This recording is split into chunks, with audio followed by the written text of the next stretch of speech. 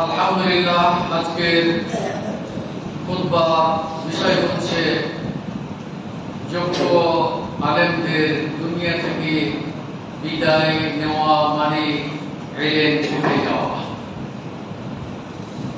এর অর্থ হচ্ছে যে আমরা দুনিয়াতে এসেছিলাম এবং বিভিন্ন জ্ঞান অর্জন আমরা করেছি। কেউ ইসলামী জ্ঞান অর্জন করেছেন, কেউ দিনী শিক্ষা ছাড়া অন্যান্য ইলম জেনারেল শিক্ষিত হয়েছেন। এই দুই ভাগে বিভক্ত হয়েছিল ইলমটা শুরু থেকে। পরবর্তীতে এসে যেগুলো school, high school, college, university, সেগুলোর লক্ষ্য উদ্দেশ্য নিয়ে কিছু ছাত্ররা লেখাপড়া করে এবং কিছু ভাইরা অবি মাদ্রাসায় লেখাপড়া করে। তাদের চিন্তাধারা বিভিন্ন রকম। এক মাদ্রাসায় ভর্তি হয়েছে, পড়তে হবে তাই পড়ছি। আলেম দাখিল, আলেম ফাজিল পরীক্ষা দিতে হবে, সেই দিকে প্রস্তুতি। এরপরে এটা যখন হলো তখন ইউনিভার্সিটি বা কলেজে যাওয়ার জন্য একটি লক্ষ্য নিয়ে তারা লেখাপড়া করে। অর্থাৎ চতুর্মুখী চিন্তা ভাবনা নিয়ে এই কওমি মাদ্রাসাতে বর্তমান ছেলেরা লেখাপড়া করছে, যার ফলে আগে যোগ্য আলেম, পূর্ব যুগে যোগ্য আলেম তৈরি হয়েছিল এবং তাদের চিন্তাধারা একটাই ছিল যে আমাকে লেখাপড়া করে আলেম হতে হবে।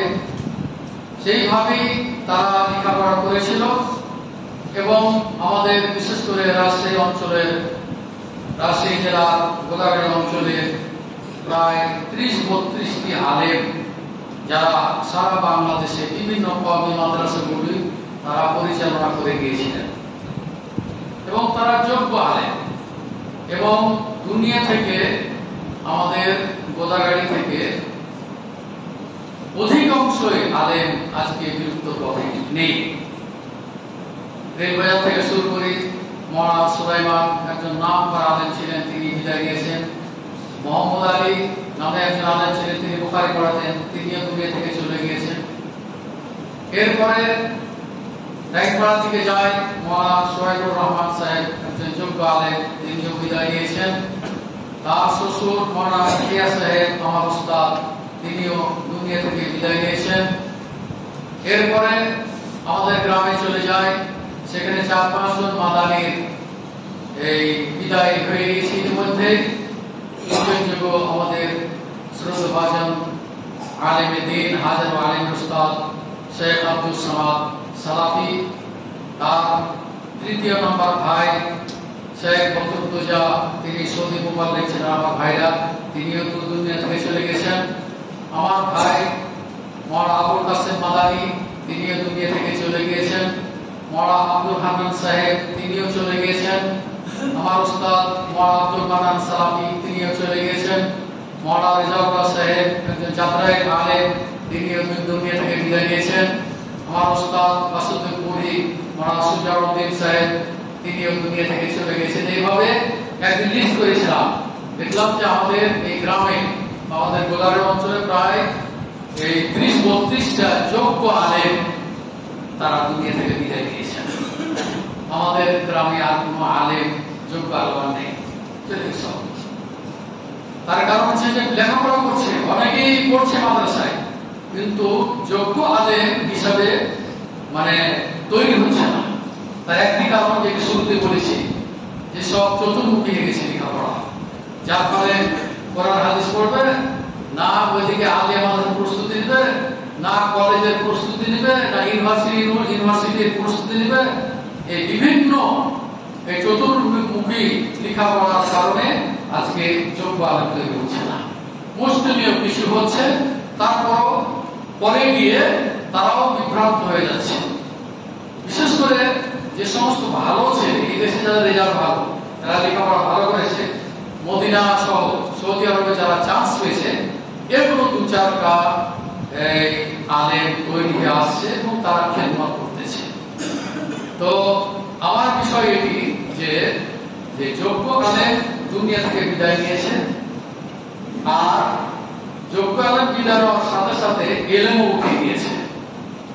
বুখারীর একটি হাদিস, 100 নম্বর হাদিস, হাদিসটা হচ্ছে এই যে আল্লাহ রাসূল সাল্লাল্লাহু আলাইহি ওয়াসাল্লাম বলছেন যে মাজতামাআ কওমুন ফি বাইতিন মিন বুয়ুতিল্লাহ, একটি গোষ্ঠী যারা কি করে একটি ঘরের ভিতরে মাদ্রাসাতে মসজিদে মক্তবে বসে ইয়াতলুনা কিতাবাল্লাহ, তারা কি করে আল্লাহর কিতাব তারা তেলাওয়াত করে, তার মানে কি কোরআন অধ্যয়ন করে।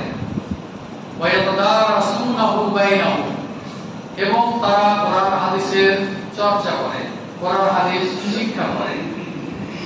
বলছে ইল্লা নাযালাত আলাইহিমুস সাকিনা, এই গোষ্ঠী যারা কোরআন তেলাওয়াত করতেছে, যারা হাদিস কোরআন চর্চা করতেছে, হাদিস কোরআন পড়তেছে, বলছে ইল্লা নাযালাত আলাইহিমুস সাকিনা, বলা হচ্ছে তাদের উপরে আল্লাহর পক্ষ থেকে প্রশান্তি নাযিল হয়। ওয়া গাশিয়াতুমুর রাহমা, এবং আল্লাহর রহমত তাদেরকে কি করে ঢেকে ফেলে। ওয়া হাফাতুমুল মালায়েকা, এবং ফেরেশতারা তাদের এই দাস কোরআন তেলাওয়াত শোনার জন্য, হাদিস কোরআন শোনার জন্য ফেরেশতারা রহমত দ্বারা তাদেরকে বেষ্টন করে থাকে। ওয়া যাকারাহুমুল্লাহু ফীমান ইনদাহু, আর আল্লাহ তাআলার নিকটে যে সমস্ত ফেরেশতা মণ্ডলী আছেন তাদের সামনে আলোচনা করেন যে দেখো এই বান্দারা কি করতেছে, কোরআন তেলাওয়াত করতেছে, হাদিস কোরআন চর্চা করতেছে, এই বলে আল্লাহ তাআলা ফেরেশতাদেরকে নিয়ে মিটিং করেন। এটা বুখারীর হাদিস, মুসলিমের হাদিস নাম্বার হচ্ছে 2699 নম্বর হাদিস, বুখারীর হাদিস নাম্বার হচ্ছে 100 নম্বর হাদিস। এরপরে আল্লাহ রাসূল সাল্লাল্লাহু আলাইহি সাল্লাম যেটি বলতেছেন এবং যেটি ভবিষ্যতে ঘটেছে, যেমন আল্লাহ তাআলা তার প্রিয় হাবিব মুহাম্মদুর রাসূলুল্লাহ সাল্লাল্লাহু আলাইহি ওয়াসাল্লাম তিনি বলতেছেন যে ইন্নাল্লাহা লা ইয়াকবিদুল ইলমা ইনতিজাআন ইয়ানতাজিউহু মিনাল ইবাদ, বলছে আল্লাহ তাআলা বান্দার নিকট হতে ইলম ছিনিয়ে নেবেন, ইলম কেড়ে নেবেন, ইলম উঠিয়ে নেবেন। তারপরে বলছেন ওয়ালাকিন ইয়াকবিদুল ইলমা বিকাবদিল উলামা, বলেছে আলেমদেরকে দুনিয়া থেকে ওঠার সাথে সাথে ইলম উঠে যাবে, ইসলামী জ্ঞান উঠে যাবে। তাহলে আলেমরা মরে যাওয়ার পর পরে, দুনিয়া থেকে বিদায় নেওয়ার পর পরে ইলম বা দ্বীনের শিক্ষা উঠে যাবে। এটা হলো হাদিসের অংশ যেটা আমার আজকের বিষয়ের সাথে সম্পৃক্ত। ওয়ালাকিন্নাল্লাহা ইয়াকবিদুল ইলমা, নিশ্চয়ই আল্লাহ তাআলা কি করবেন, ইলম উঠিয়ে নেবেন, ইলম ছিনিয়ে নেবেন, বিকাবদিল উলামা, উলামাদেরকে মৃত্যুবরণ করার সাথে সাথে দুনিয়া থেকে ইলম উঠে যাবে। যখন দুনিয়া থেকে বড় বড় আলেমরা যখন দুনিয়া থেকে চলে যাবেন, আল্লাহ রাসূল বলেছেন হাত্তা ইযা লাম ইউতি আলিমান, যখন দেখা যাবে যে কোনো যোগ্য আলেম আর অবশিষ্ট নেই। হাত্তা ইযা লাম ইউতি আলিমান, যখন যোগ্য আলেম যখন কি আর অবশিষ্ট থাকবে না, ইত্তাখাযান নাসু রুসান জুহালা, তখন মানুষেরা কি করবে, মূর্খ যারা তাদেরকে নেতা বানাবে, তাদেরকে আলেম হিসাবে তাদের কাছ থেকে ফতোয়া তলব করবে, ফতোয়া চাইবে। তখন তারা কি করবে, ফাসুইলু, তখন তারা জিজ্ঞাসিত হবে কোনো দ্বীনি মাসলা মাসাইল সম্পর্কে, মূর্খ মানুষ নেতা। আফতাউ বিগাইরি ইলমিন, তখন এই দ্বীনি ইলম ছাড়া তখন তারা কি করবে, ফতোয়া দিয়ে দেবে, তখন তারা কি করবে, ফতোয়া দিয়ে দেবে। এই ফতোয়া দেওয়ার ফলে আদাল্লু ওয়া আদাল্লু, সে নিজেও পথভ্রষ্ট হয়ে যাবে এবং অন্যদেরকেও কি পথভ্রষ্ট করে ফেলবে। তাহলে এমন এক যুগের আবির্ভাব ঘটবে যেখানে কোনো যোগ্য আলেম থাকবে না, মূর্খ মানুষ বা নাম পেওয়াস্তে আলেম তাদের কাছ থেকে মানুষের ফতোয়া তলব করবে। যেমন হিল্লা বিবাহ, হিল্লা বিবাহ এটি একটি হারাম পন্থা। তার মানে আপনার হালাল স্ত্রীকে হারামের সাথে আপনি জড়িয়ে ফেলছেন। আপনি কোনো কারণবশত হয়তো স্ত্রীকে আপনি 3 তালাক দিলেন একসাথে, যে তোমাকে তালাক দিলাম, তোমাকে তালাক দিলাম, তোমাকে তালাক দিলাম, এইভাবে কি 3 তালাক দিয়ে দিলে একই মাজলিসে ওয়াহিদ, একই মাজলিসে। তখন যারা মূর্খ আলেম, কোরআন হাদিসের অত জ্ঞান রাখে না, তারা ফতোয়া দিয়ে দিবে কি যে এক রাত্রির জন্য অন্যত্র বিবাহ দিতে হবে, সকালেও তালাক দিবে, তারপরে প্রথম স্বামী যদি চায় তাহলে তাকে কি ফিরিয়ে দিবে। এটা হলো হিল্লা বিবাহ। এই বিবাহটা শরীয়তে সম্পূর্ণ হারাম। আল্লাহ এবং আল্লাহ রাসূলের উপর অভিশাপ দিয়েছেন এবং এদেরকে পাঠা বিবাহ বা ভাড়াটে ছাড় বলা হয়েছে। নাউযুবিল্লাহি মিন যালিক। তাহলে আপনার স্ত্রী হালাল, একসাথে আপনি 3 তালাক দিলেন, এটা তালাক হলে কয়টি? একটি। আর একটি তালাক দেওয়ার পরে আপনার স্ত্রীকে আপনি ফিরিয়ে দিতে পারবেন, কোনো বিবাহের প্রয়োজন নেই। কোনো হিল্লা বিবাহ বা অন্য কোনো টালমাটাল করা বা মন্ডলের কাছে গিয়ে ভুল স্বীকার করা, তওবা করা, এর উপর শারীরিক পদ্ধতি নয়। শারীরিক পদ্ধতি হচ্ছে এই যে সে বলবে যে তোমাকে আমি ফিরিয়ে দিলাম, বাস, স্ত্রী হালাল। কিন্তু তালাক আপনার জীবনে একটা থেকেই গেল। তালাক কিন্তু বিষয় না। তালাক আপনার 2টা তালাক দেওয়ার অধিকার আছে এইভাবে, কিন্তু 3টা তালাক যখন হয়ে যাবে তখন আপনার বউ হারাম হয়ে যাবে, আর বিবাহ করতে পারবে না। আইন তাল্লাকাহা ফালা তাহিলু লাহু মিন বা'দু হাত্তা তানকিহা যাওজান গায়রা। বলছে যখন চূড়ান্ত তালাক হয়ে যাবে তখন তোমার স্ত্রী তোমার জন্য আর হালাল নয়, যতক্ষণ পর্যন্ত অন্যত্র সে বিবাহ করবে। আর কোনো কারণবশত যদি ওই স্বামী তাকে তালাক দেয় তাহলে পূর্বের স্বামী তাকে বিবাহ করতে পারবে। এটা খুব বিরল, এগুলো পাঠার পায় না সাধারণত। যার কারণে শারীরিক যে পদ্ধতি তালাক মানাতাম, সূরা বাকারা 29 নম্বর আয়াত, আল্লাহ তাআলা বলেন তালাক 2টি। এটা তালাক রাজিই বলা হয়, মানে স্ত্রীকে ফিরিয়ে নেওয়া তালাক। তবে 90 দিনের আগে তালাক দেওয়ার পরে যদি 90 দিন অতিক্রান্ত হয়ে যায়, 90 দিন যদি পার হয়ে যায়, তাহলে ওই স্বামী নতুন বিবাহের মাধ্যমে তার স্ত্রীকে ফিরিয়ে দেবে। আর 90 দিনের আগে যদি করে বলে যে তোমাকে আমি ফিরিয়ে দিলাম, 2টা সাক্ষী রাখলে ভালো, তারপরে সে ফিরিয়ে দেবে তার স্ত্রী, হালাল স্ত্রী। আর হারাম পন্থা অবলম্বন করবে কারণ ওই ধরনের আলেম, ওই ধরনের মূর্খ মানুষ হিল্লা বিবাহ দিতে হবে। শারীরিক এর কোনো পদ্ধতি নেই, সম্পর্কে হারাম। এই বিষয়ের উপর আপনাদের সামনে একটা আলোচনা করেছিলাম। এর বড় উদ্দেশ্য হলো এই যে ইত্তাহাদা নাস মুসাদ্দু বালা, মানুষেরা কিভাবে মূর্খ মানুষদেরকে, যারা কোরআন হাদিসের জ্ঞান রাখে না, তাদের কাছে তারা ফতোয়া তলব করে, তারা জিজ্ঞাসিত হবে আত-তাওবে গায়রি ইলমিন, তখন তারা বিনা ইলম ছাড়া, জ্ঞান ছাড়া তারা ফতোয়া প্রদান করবে। আদাল্লু, সে পথভ্রষ্ট হবে, এবং আযাল্লু, অন্যদেরকে পথভ্রষ্ট করবে। এইভাবে হাজারো মাসলা যেগুলো আছে মানুষদেরকে কি করে বিভ্রান্ত করবে। আল্লাহ রাসূল সাল্লাল্লাহু আলাইহি ওয়াসাল্লাম বলেছেন একটি হাদিসে যে ব্যক্তি মান আফতা বিগাইরি ইলমিন, যে ব্যক্তি বিনা ইলমে, কোরআন হাদিসের জ্ঞান ছাড়াই যে ব্যক্তি ফতোয়া দিবে, আকানা ইসমুহু আলা মান আফতাহু, আল্লাহ রাসূল বলেন যে তার উপর সমস্ত পাপ বর্তাবে। যে ফতোয়া দিল এবং যারা এই ফতোয়া অনুযায়ী আমল করলো, যে অন্যায় কাজ করলো, এই অন্যায় কাজের পাপের বোঝা ফতোয়া প্রদানকারীর উপর বর্তাবে। এটি হলো ইবনে আবু দাউদের হাদিস, হাদিস নাম্বার হচ্ছে 43, 39 নম্বর হাদিস। এখান থেকে বোঝা গেল যে না জেনে কোন সময় কোন ফতোয়া প্রদান করা যাবে না। ফতোয়া জানতে হবে, ফতোয়া দিনে এলেন জানতে হবে। যদি আপনি জানেন আপনি ফতোয়া দেবেন, যদি না জানেন তাহলে কোন বড় আলেমের নিকটে আপনি এই ফতোয়াটা ন্যস্ত করে দেবেন যখন আপনি জিজ্ঞেস করেন। তো এইভাবে শরীয়ত টিকে আছে, যতক্ষণ পর্যন্ত যোগ্য আলেম আছে এই শরীয়ত ততক্ষণ পর্যন্ত টিকে আছে। যোগ্য আলেম নেই, আপনার শরীয়তও কি যাবে, মানে এর মধ্যে পড়ে যাবে, মানুষ তখন ক্ষতিগ্রস্ত হয়ে যাবে, বিভ্রান্ত হয়ে যাবে, শরীয়ত অনুযায়ী তখন পথ চলার আর কোনো সুযোগ থাকবে না। যার কারণে আল্লাহ রাসূল সাল্লাল্লাহু আলাইহি ওয়াসাল্লাম বলতেছেন যে যারা এইভাবে প্রত্যাবর্তন করবে, যদি ভুলভ্রান্ত হয়ে যায় তাহলে সে তার পাপ তার উপরে বর্তাবে। অর্থাৎ আপনি যেমন গিল্লা বিবাহ দিল, আপনি নিয়ে আসলেন, ওর সাথে আপনি রাত্রি যাপন করলেন, এটা একটা হারাম কাজ হলো। এই হারাম কাজ করাতে যত রকমের পাপ হলো, যে ফতোয়া দিয়েছে তারপরে এই পাপ বর্তাবে। আমি আপনাদের সামনে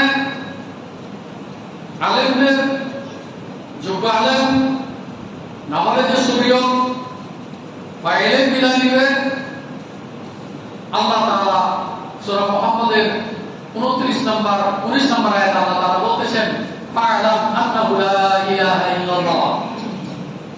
তুমি জানো, আগে আল্লাহ তাআলা জানতে বলছেন আপনাকে, আপনি জানুন, ইলম অর্জন করুন। যেমন সালাত, আপনি সালাত এমনি জানতে পারবেন না যদি শারঈ ইলম আপনি যদি না অর্জন করেন।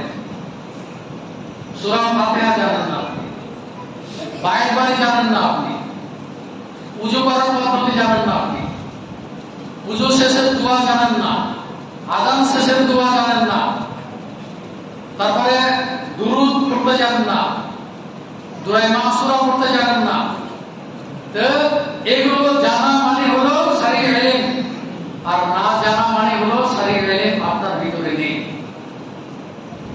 সূরা ফাতিহা সঠিকভাবে পড়তে জানেন না, অথচ কত রকমের পদ্ধতি উঠেছে সুন্দর কোরআন তেলাওয়াতের জন্য, কত রকম পদ্ধতি, কত রকম বই লেখা হচ্ছে, অথচ আপনার অন্তরে একবারও চাই না যে আমি কোরআন শিখি, কোরআন পাঠ করি। পূর্বে যারা ছিলেন তারা মক্তবে লেখাপড়া করেছেন, মা বোন যারা তারাও করেছেন, আম্মা পাড়া যেটা, তারপরে কোরআন ধরত, এরপরে ফিকা মুহাম্মাদি, মাসলা মাসাইল, এগুলো তারা শিখত। এবং মহিলারা তাদের যে সমস্ত শারীরিক বিধান বিধানগুলো আছে তারা সেখান থেকে তারা জানত। কিন্তু এখন বর্তমান যুগে এগুলো আর নেই, বিদায় নিয়েছে। কিছু কিছু জায়গাতে আল্লাহ তাআলা সুযোগ করে দিয়েছেন, মহিলা মাদ্রাসা কিছু কিছু এলাকায় খুলেছেন, যার ফলে সেখানে মেয়েরা দ্বীনি শিক্ষা গ্রহণ করতেছে, তারা দ্বীনি মাসলা মাসাইল শিখতেছে। এখন ধরেন জায়গা দিতে পারে না, বাংলাদেশের মধ্যে এখন দেখা যায় আমাদের উত্তরবঙ্গের মধ্যে 2টি মাদ্রাসা, মহিলা মাদ্রাসা, যেটি হলো প্রফেসর ডক্টর আসাদুল খালেদ সাহেবের মহিলা মাদ্রাসা, শেখ আব্দুর রাজ্জাক বিন ইউসুফের মহিলা মাদ্রাসা। এখানে ছাত্রী ভর্তি করতে পারছে না, এত ছাত্র চাই। তার মানে পুরো বাংলাদেশ থেকে, সিলেট বলেন, চিটাগাং বলেন, আরো অন্যান্য ডিস্ট্রিক্ট থেকে তারা এই নওতাপাড়াতে এসে তারা ঘর ভাড়া নিয়ে ফ্যামিলি সহকারে বাচ্চাদেরকে পড়ানোর জন্য আসতেছে, যাচ্ছে মানুষে। আপনাকে চাইতে হবে, আপনাকে ওইভাবে দ্বীনি শিক্ষা শিক্ষিত করতে হবে। আল্লাহ তাআলা সেটাই বলছেন, ফা'লাম, তুমি জানো, তুমি ইলম অর্জন করো আগে, এখানে বলতে বলছেন। এবং ইলম শিক্ষার মর্যাদা, যেমন সূরা মুজাদালার মধ্যে আল্লাহ তাআলা বলতেছেন, ইয়ারফা'ুল্লাহু আল্লাযিনা আমানু মিনকুম ওয়াল্লাযিনা উতুল ইলমা দারাজাত। আল্লাহ তাআলা যারা মুমিন বান্দা এবং যারা আলেম, তাদের মর্যাদাকে আল্লাহ তাআলা বৃদ্ধি করে দেবেন, বহুগুণে বৃদ্ধি করে দেবেন। এরপরে আল্লাহ তাআলা সূরা ফাতিরের মধ্যে বলতেছেন 28 নম্বর আয়াত, ইন্নামা ইয়াখশাল্লাহা মিন ইবাদিহিল উলামা। তার বান্দাদের মধ্যে হতে, অর্থাৎ আল্লাহর বান্দাদের মধ্যে হতে যারা আলেম, প্রকৃত আলেম যারা, তারা এই কঠিন আল্লাহকে ভয় করে। যেমন আল্লাহ রাসূল সাল্লাল্লাহু আলাইহি সাল্লাম অধিক ভয় করতেন আল্লাহ তাআলাকে। যখন কয়েকজন লোক এসে আল্লাহ রাসূল ইবাদত সম্পর্কে জিজ্ঞাসা করেছেন আয়েশা রাদিয়াল্লাহু তাআলা আনহা, তিনি উত্তর দিয়েছেন, কিন্তু তাদের উত্তর তাদের পছন্দ হয় নাই। তারা বলছে যে আমাদের ইবাদত আর আল্লাহ রাসূলের ইবাদতের মধ্যে কত পার্থক্য, তার মানে আমাদের ইবাদত আল্লাহ রাসূল সাল্লাল্লাহু আলাইহি ওয়াসাল্লামের চেয়ে বেশি। নাউযুবিল্লাহ, এরকম তাদের ধারণা। এই কথা শোনার পর রাসূল যখন আসলেন, তখন আল্লাহ রাসূল বললেন যে তোমরা এই কথা বলেছো নাকি? শুনে রাখো, ইন্নী লা আখশাকুম লিল্লাহ আতকাকুম লিল্লাহ ওয়া আখশাকুম লাহু, আমি আল্লাহকে অধিক পরহেজ করি, আল্লাহকে অধিক ভয় করি। আমি রাত্রে উঠে ইবাদত করি, আমি ঘুমাই, আমি বিবাহ শাদী করি, আমি সিয়াম পালন করি, আবার সিয়াম ছেড়েও দিই। আমার রাগিবা আন সুন্নতি ফালাইসা মিন্নি, যে ব্যক্তি আমার এই সুন্নাত, তার মানে সারা রাত ইবাদত করার বিধান নাই। ঘুমানো ইবাদত করা এই সুন্নাত, বিবাহ শাদী করা এটাও সুন্নাত, একাধারে সিয়াম পালন করা নিষিদ্ধ।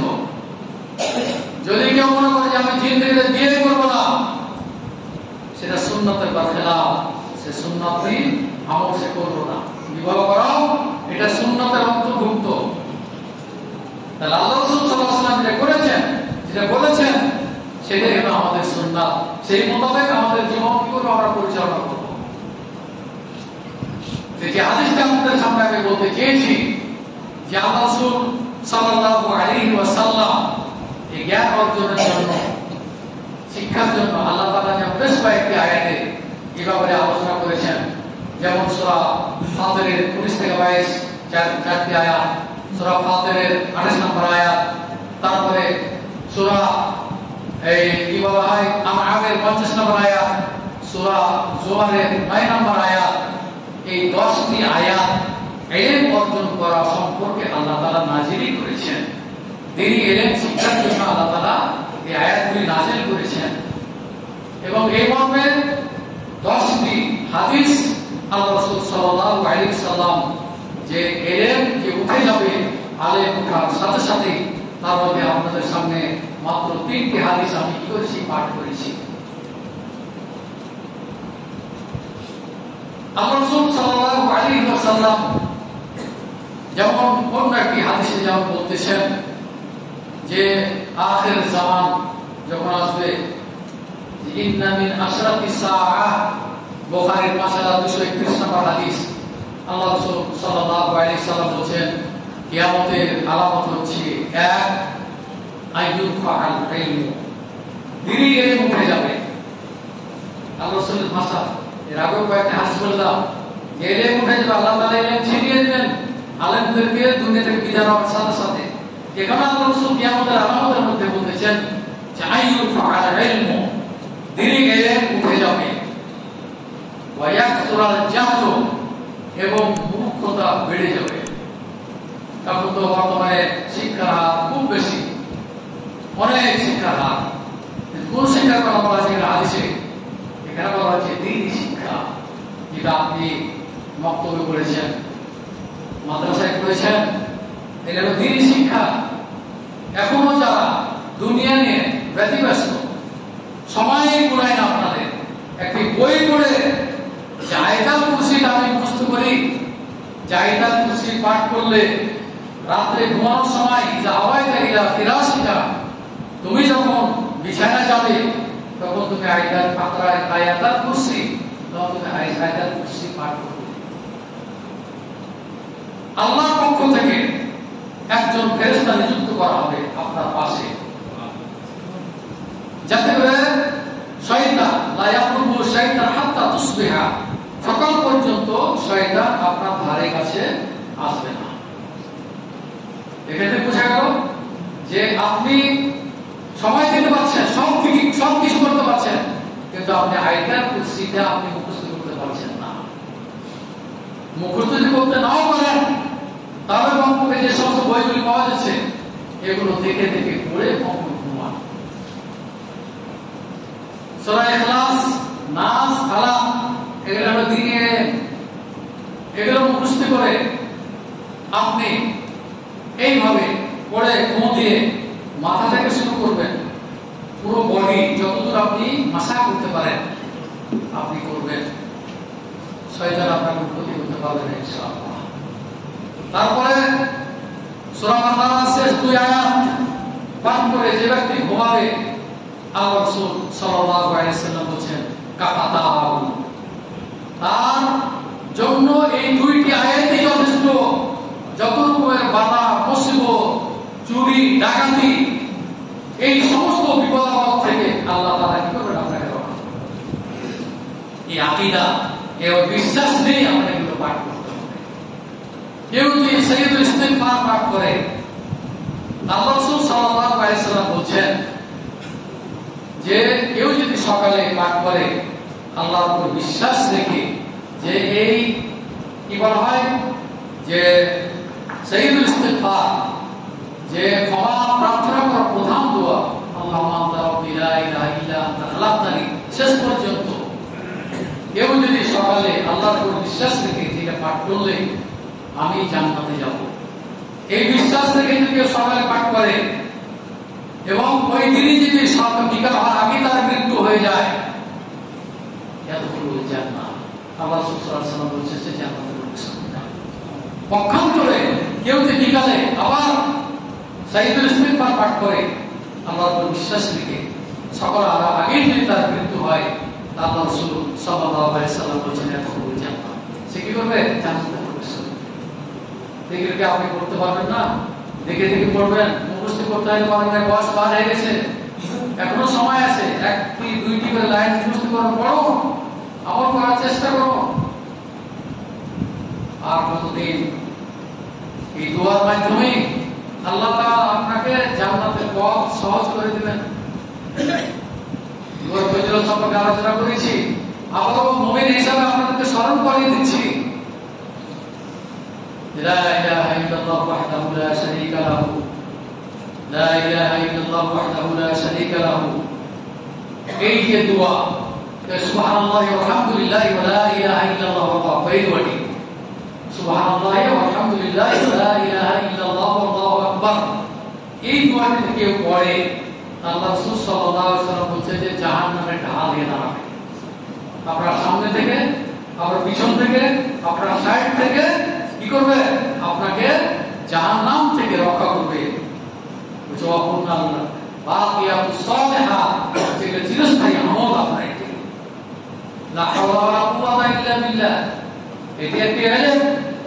যদি কেউ পাঠ করে, রাসূল সাল্লাল্লাহু আলাইহি ওয়াসাল্লাম বলেছেন কানজুম মিন কুনুজিল জান্নাহ, জান্নাতের একটি ধনভাণ্ডার সে পাবে। এগুলো পড়ো, বাচ্চাদেরকে শিক্ষা দেন, বাচ্চাদেরকে পড়ান, দিনী শিক্ষা অর্জন করান, তারপর আপনার ছেলেকে আপনি যেভাবে শিক্ষিত করেন, আপনার ছেলে জীবনে সালাত পরিত্যাগ করবে না। আর সালাত না আদায় করলে জাহান্নামে যেতে হবে। আর আল্লাহ তাআলা বলেন সূরা মুদ্দাসসিরের 33 নাকি আপনার 43 এবং 44 নম্বর আয়াত, তাই আসুন নিজে বাঁচুন, পরিবারকে বাঁচান, সন্তানদেরকে বাঁচান, জাহান্নাম থেকে রক্ষা করুন। আপনি নিজে আপনার পরিবারকে জাহান্নাম থেকে রক্ষা করুন। চলে যাচ্ছি, লাইন ধরেছে যাওয়া, আপনিও চলে যাবেন, আমিও চলে যাব। তাই আসুন যে কদিন আমরা বেঁচে আছি আল্লাহর ইবাদত থেকে আমরা বিচ্যুত না হই।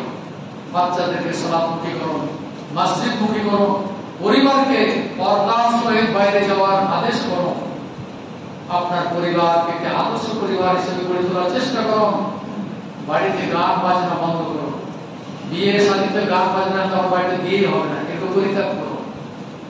পরিবার অনুষ্ঠানে ছেলে মেয়েদেরকে একসাথে খাওয়ার ব্যবস্থা কোনোই করবেন না, আলাদা ব্যবস্থা করবেন না। এইভাবে আপনি আপনার পরিবারকে, সমাজকে পরিবর্তন করার চেষ্টা করুন। যারা দায়িত্বশীল আছেন পূর্ণাঙ্গভাবে দায়িত্ব পালন করুন। আল্লাহ তাআলা আপনার এই ভালো কাজের জন্য, যে কাজ করলে মানুষ নেকি পাবে, তার সমপরিমাণ আপনি নেকি পাবে। দোয়া করি আপনাদের জন্য, হে মহান রব্বুল আলামিন, আমরা যতদিন বেঁচে আছি ঈমানের সাথে যেন বেঁচে থাকতে পারি, আল্লাহ তুমি আমাদেরকে সেই তৌফিক দান করো। আমাদের ভিতরে যে সমস্ত অন্যায় অশ্লীল কাজগুলি আছে আল্লাহ তুমি দূরীভূত করে দাও। আমাদের নেক সন্তান যেন আমরা তৈরি করতে পারি, আল্লাহ তুমি সেই তৌফিক দান করো। যুব সমাজ যারা ধ্বংসের মুখোমুখি হয়ে গেছো, তোমাদের জন্য দোয়া করতেছি, আল্লাহ যেন তোমাদেরকে হেদায়েত দান করে, তোমরা মসজিদমুখী হও, আল্লাহর পথে তোমরা ফিরে আসো। বাবা যারা বক্তব্য শুনছেন, আপনারা বোরকা পরিধান করে ছেলে মেয়েদেরকে বোরকা পরার অভ্যাস করুন। বাইরে পর্দার সহিত প্রয়োজনে আপনারা যাবেন। স্বামীর আনুগত্য করবেন, স্বামীর কথা মেনে চলবেন, স্বামীর মুখে মুখে তর্ক বিতর্ক করবেন না। স্বামীর সাথে যদি তর্ক বিতর্কে লিপ্ত হন তাহলে সংসার ভেঙে যাবে। দোয়া করি আপনাদের জন্য যে বিবাহ শাদী এটি একটি আল্লাহর বড় একটি নিদর্শন, এই নিদর্শন যেন ঠিক থাকে। আল্লাহ তুমি আমাদেরকে সেই তৌফিক দান করো। যে সমস্ত ভাইয়েরা অসুস্থ আছেন আপনার জন্য দোয়া করি, হে আল্লাহ তুমি তাদেরকে সুস্থতা দান করো। আসিফিল বাস রব্বান নাস ওয়াশফি আনতা শাফি লা শিফা ইল্লা শিফাউকা শিফা আল্লাহ ওয়াহিদুল সামামা। যে সমস্ত ভাইয়েরা মৃত্যুবরণ করেছেন তাদের জন্য দোয়া করি, হে আল্লাহ তুমি তাদেরকে কবর আযাব থেকে রক্ষা করো। আল্লাহ তুমি তাদেরকে জাহান্নাম থেকে রক্ষা করো।